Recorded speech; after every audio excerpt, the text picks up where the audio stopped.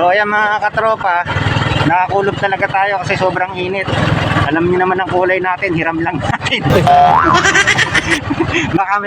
baka bumalik yung kulay natin, kulay itim. Ayaw, di ba?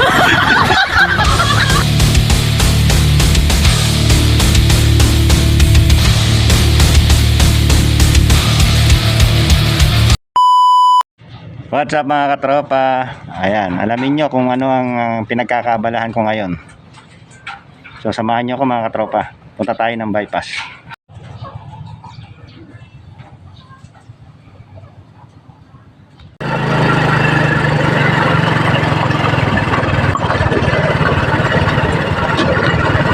So ayan mga katropa, nakakulog talaga tayo kasi sobrang init. Alam niyo naman ang kulay natin, hiram lang natin. baka bumalik yung kulay natin, kulay itim. kaya nakakulog tayo mga katropa. Ayan. So malapit na tayo sa bypass.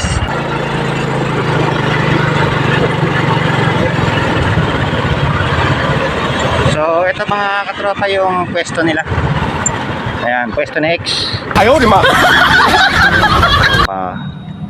Ito yung pwesto. Bali dalawa yan. Yung isa na yan. At saka, ayan. So, dun sa kabila, tatayuan ng pares. Ayan, pares yan. Tsaka dito naman, siguro kainan. So, ayan. Ito yung bypass na torre. So, ito yung dalawang angel na tindera nila. Ayan. So, ito yung bypass na torre. Kaya mga katropa, masyado mahihayin itong dalawa na to eh. Pagmasdan nyo na lang po yung buhok, doon nyo na lang sila tandaan.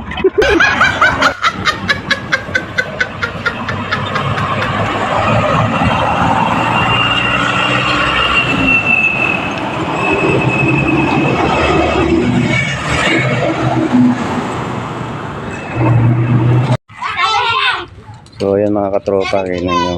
Sarap maging bata, no? Palaro-laro lang. Yan.